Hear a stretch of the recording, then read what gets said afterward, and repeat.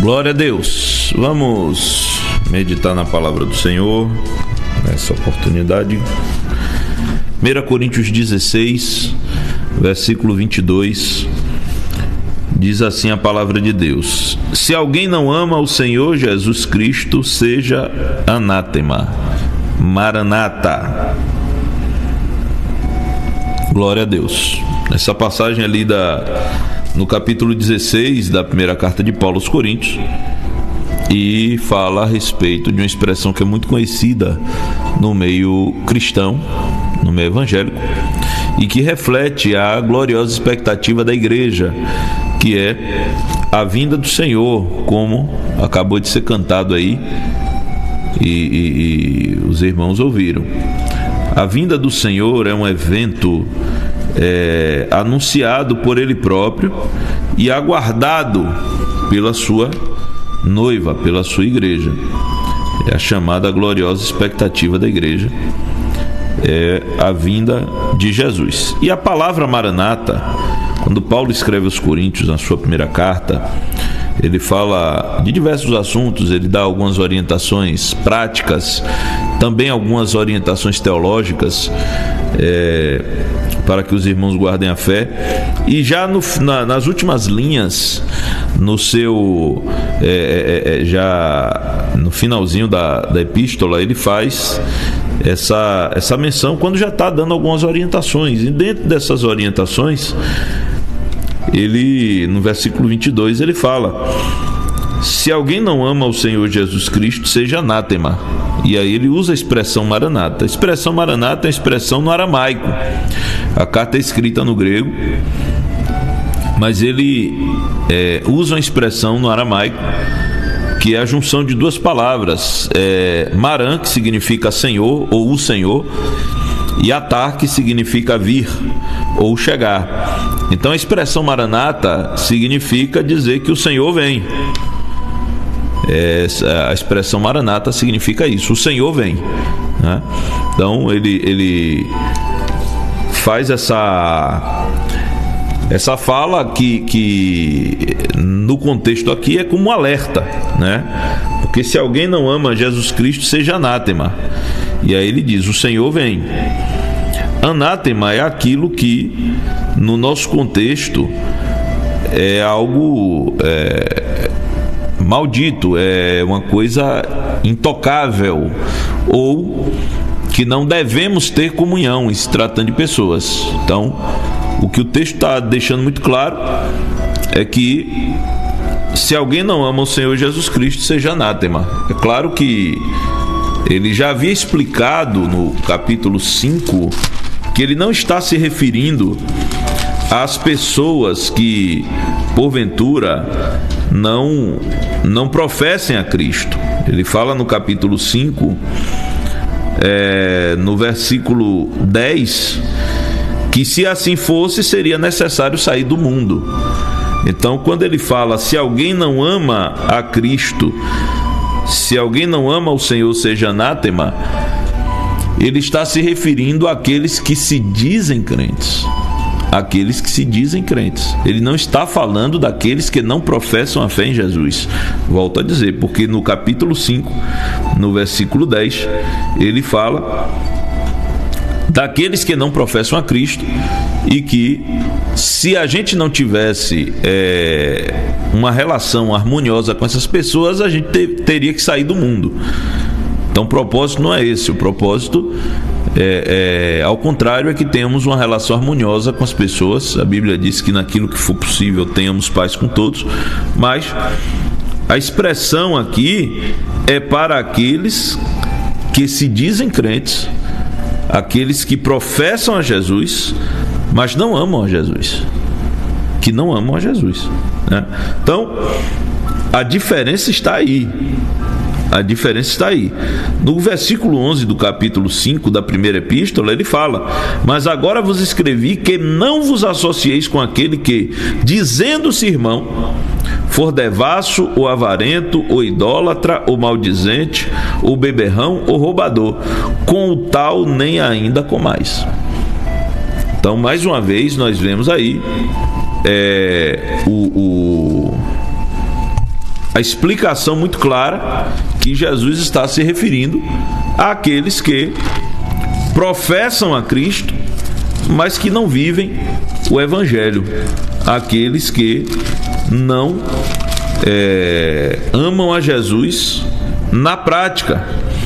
E aí entra a pergunta: quem é que ama Jesus? Quem é que ama Jesus? Nós vemos aqui no capítulo 14 de João, no versículo 15, Jesus dizer: se me amardes, guardareis os meus mandamentos. Nós vemos no versículo 21: aquele que tem os meus mandamentos e os guarda, este é o que me ama. E aquele que me ama será amado de meu Pai, e eu o amarei e me manifestarei a ele. Nós vemos no 23 e 24 do capítulo 14 de João, Jesus dizendo: Jesus respondeu, ele respondendo a Judas, não Iscariotes, o outro, e disse-lhe: se alguém me ama, guardará minha palavra, e meu Pai o amará, e viremos para ele e faremos nele morada. Quem não me ama não guarda as minhas palavras. Ora, a palavra que ouvistes não é minha, mas do Pai que me enviou. Então está muito claro aqui que se alguém ama o Senhor, guarda a palavra do Senhor. Então aquele suposto crente que não tem compromisso com a palavra de Deus, ele não ama Jesus. É bíblico isso. Quem ama Jesus, ama a palavra. Quem ama Jesus, ama a palavra, irmão. Quem ama Jesus não vive fazendo o que quer e o que gosta. Quem ama Jesus procura servir a Ele pelo que diz na palavra do Senhor, pelo que diz nas Sagradas Escrituras. Aquele que tem os meus mandamentos e os guarda, esse é o que me ama. Se alguém me ama, guardará a minha palavra. Quem não me ama, não guarda a minha palavra. Então, o primeiro sintoma de alguém que ama Jesus é amar a palavra. Tem gente que gosta muito de movimento, irmão, gosta muito de emoção, mas não gosta da palavra. E é claro que nós somos seres humanos e nós gostamos de emoção, nós gostamos de chorar, nós gostamos de nos alegrar, tudo isso faz parte do contexto humano em que nós nos enquadramos. Mas é a palavra que sara, é a palavra que santifica, é a palavra que restaura, é a palavra que guia, é a palavra que conserta, que promove santificação na vida do cristão. Então nós não podemos de maneira nenhuma conceber alguém que ama Jesus e não ama a palavra. Esse é um dos sintomas. Um outro sintoma está na primeira carta do apóstolo João, conforme veremos, bendito seja o nome do Senhor Jesus Cristo. Glória a Deus. No capítulo 2, no versículo 15, que diz: não ameis o mundo, nem o que no mundo há. Se alguém ama o mundo, o amor do Pai não está nele. Então, mais uma vez aí, nós vemos um sintoma de alguém que ama Jesus. Quem ama Jesus não ama o mundo, não ama as coisas do mundo. E nós estamos vendo hoje, muitas vezes as pessoas não abrem mão das coisas do mundo por amor a Jesus. Ele quer conciliar água e óleo, que são coisas irreconciliáveis. Falando na palavra ainda em 1 João 2, olha o que diz o versículo 5: mas qualquer que guarda a sua palavra, o amor de Deus está nele verdadeiramente aperfeiçoado. Nisto conhecemos que estamos nele. Então você conhece um crente de verdade quando ele ama a palavra, irmão. E não é a palavra da rede social, não. É a palavra de Deus. que pode e é pregada na rede social, mas não por todo mundo. Não é todo mundo que está na rede social que prega a palavra de Deus. Muitas vezes são sofismas, opiniões pessoais, ideias pré-concebidas para enganar as pessoas, palavras lisonjeiras, como diz a Bíblia, para enganar as pessoas que não amam a palavra. Paulo, escrevendo a Timóteo, alertou que nos últimos dias muitos iriam tendo comichão nos ouvidos, tendo coceira nos ouvidos. E todo mundo sabe que o remédio para coceira é coçar. Coceira é não é uma dor, mas é uma das sensações mais insuportáveis que existe. Alguém está sentindo a coceira, só sossega quando coça. E essas pessoas, tendo comichão nos ouvidos, adquirem para si doutores segundo a sua própria vontade. É o que está acontecendo hoje. Muita gente buscando pregadores segundo o seu querer, segundo as suas convicções pessoais. Mas nós conhecemos um cristão de verdade quando ele guarda as palavras de Jesus. O versículo anterior, o 4, diz assim: aquele que diz eu conheço e não guarda os seus mandamentos é mentiroso e nele não está a verdade. Então veja, Paulo disse aos Coríntios: se alguém não ama o Senhor, seja anátema. Volto a dizer, está se referindo aqui a pessoas que professam a Jesus, mas que não guardam a sua palavra. E falando ainda dos doutores, segundo o próprio querer pessoal de alguém, essas pessoas tão somente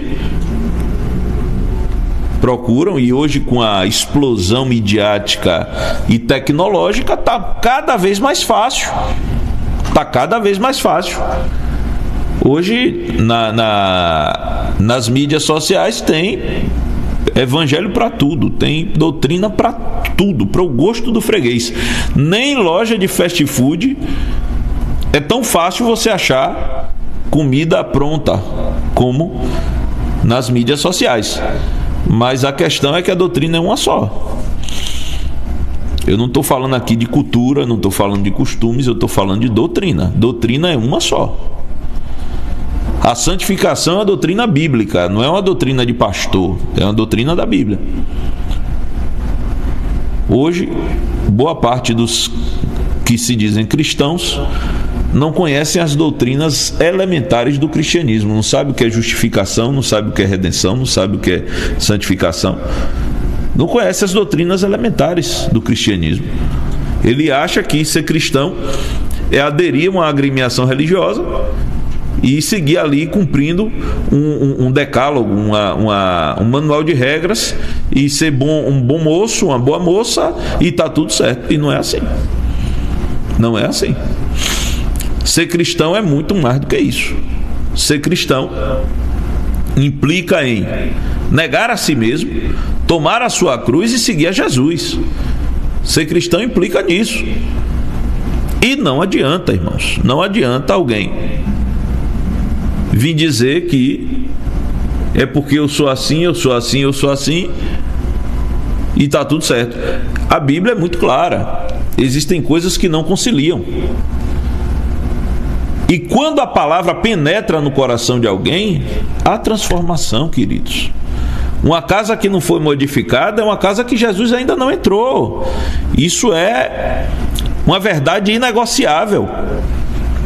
Uma casa que não experimenta transformação é uma casa onde Jesus ainda não entrou. Porque onde Jesus entra, transforma. E a gente sabe que uma boa conduta moral não garante salvação, mas uma boa conduta moral é o mínimo que se espera de um salvo. Comprar e pagar é o mínimo que se espera de um salvo. E por que tanto crente caloteiro por aí? Aí esse discurso é duro. Aí a pessoa não ouve. Esse discurso faz o quê? Vai procurar outra coisa.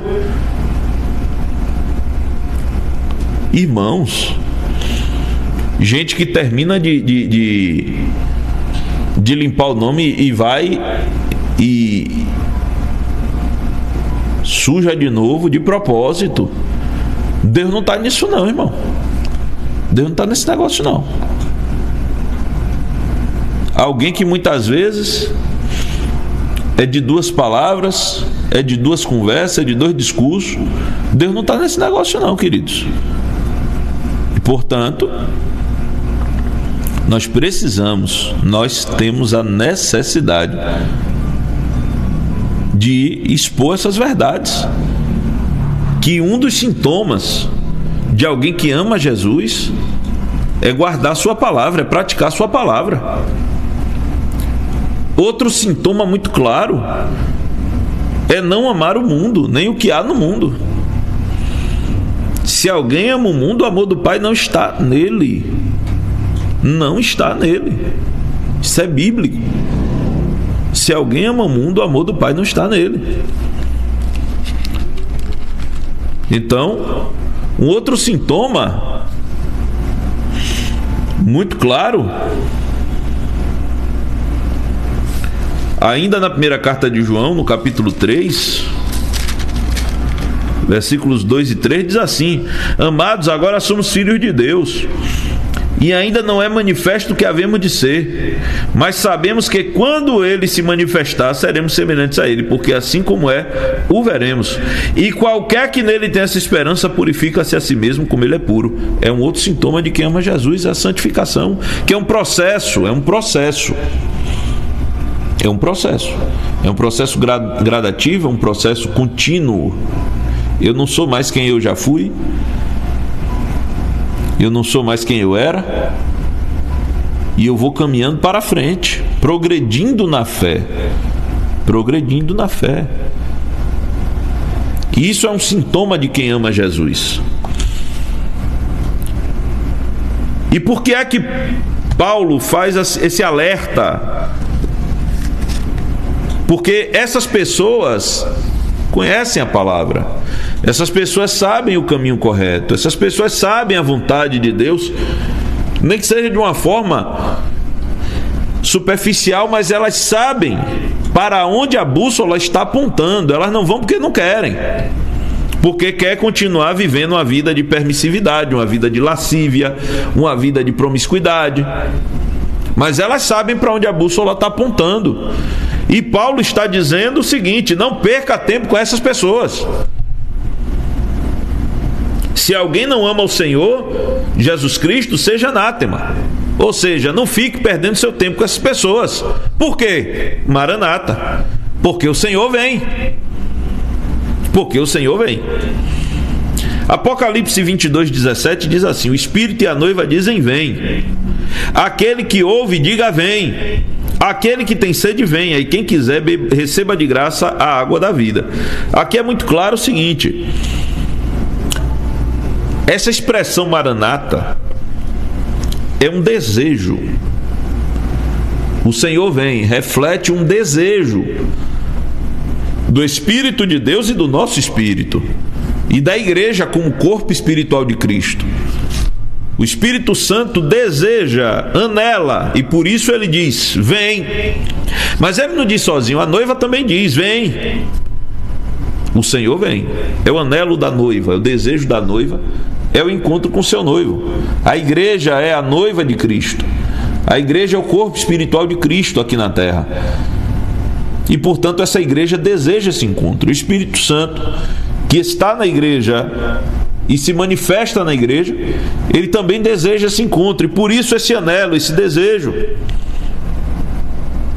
E Efésios 1, versículos 13 e 14 diz que o Espírito Santo está preparando a igreja para o grande dia. Olha o que diz: em quem também vós, depois que ouvistes a palavra da verdade, o evangelho da vossa salvação, tendo nele crido, fostes selados com o Espírito da promessa, o qual é o penhor da nossa herança, até o resgate da sua propriedade, em louvor da sua glória.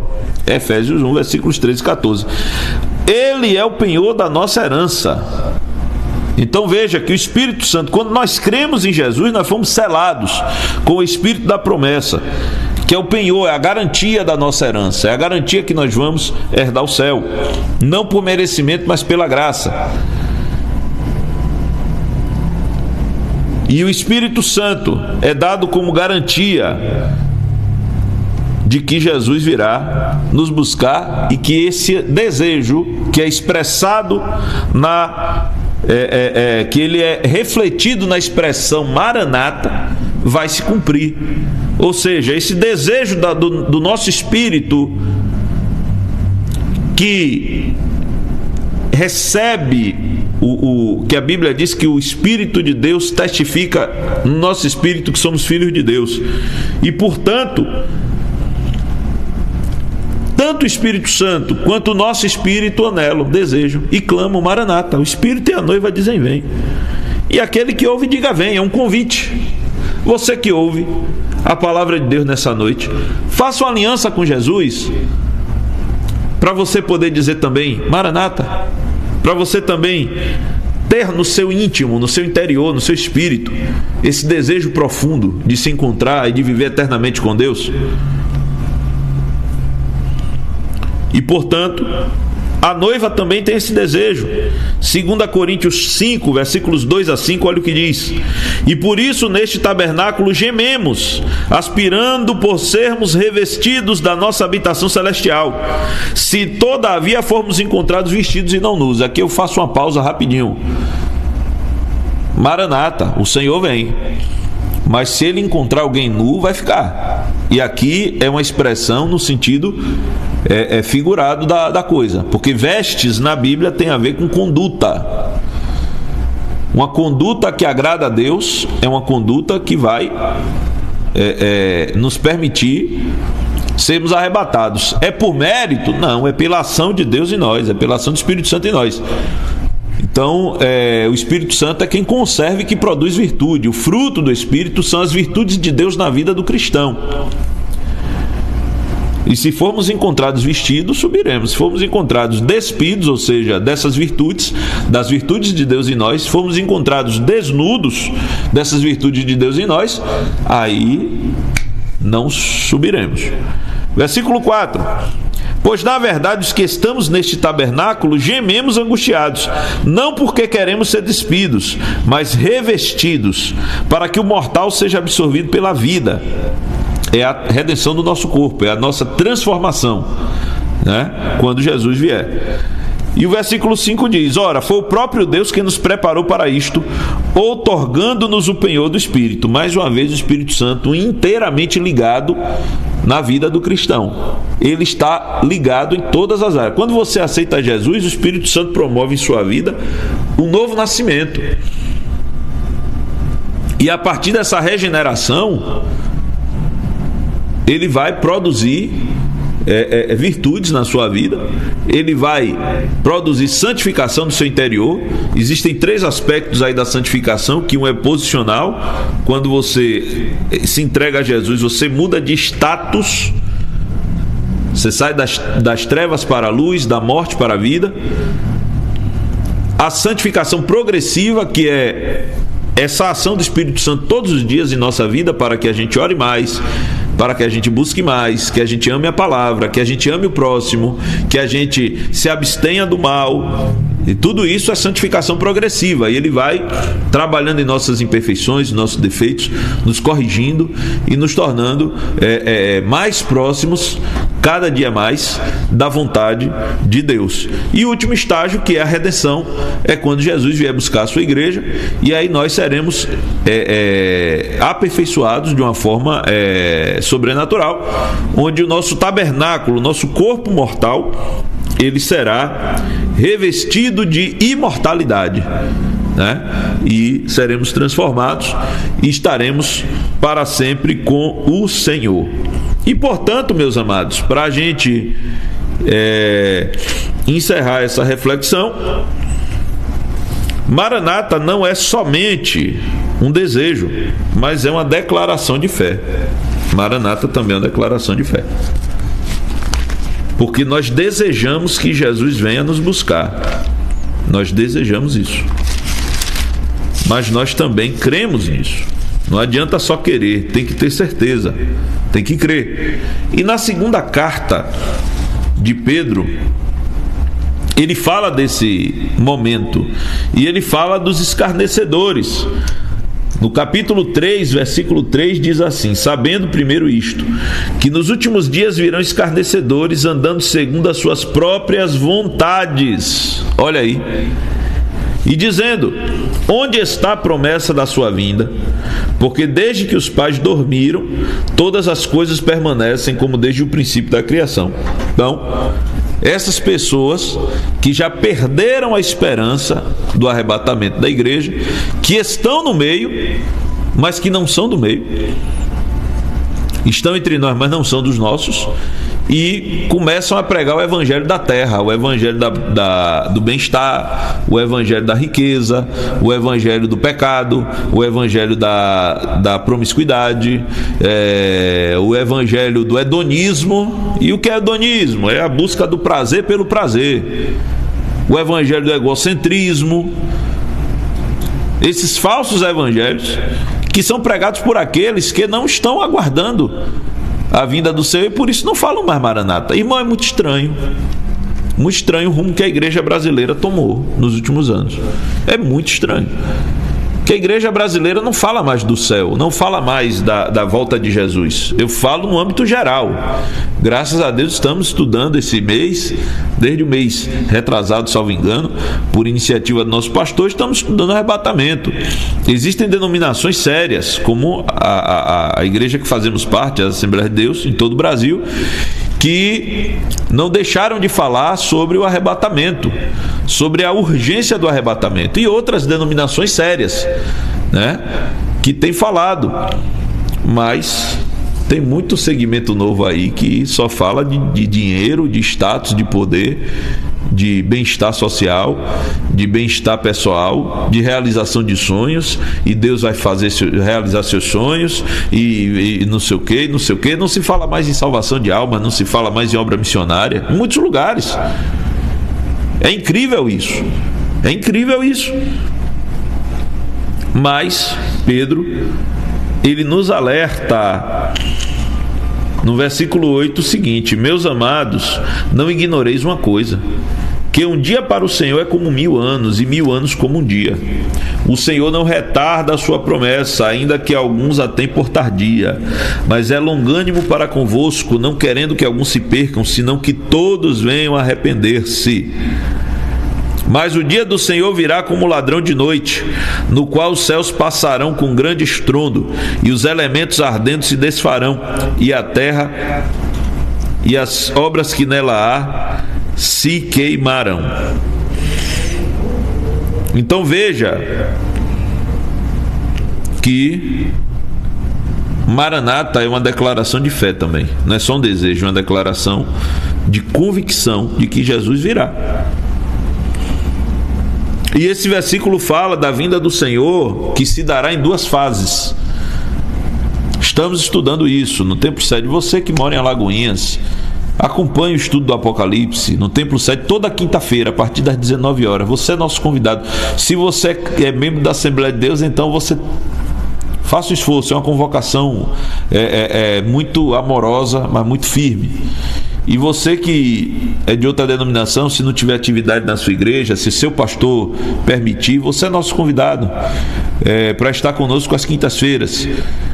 Estamos fazendo o estudo do Apocalipse. Nosso pastor, o pastor Jair, está à frente desse estudo, mas também alguns companheiros têm ministrado, e tem sido uma bênção.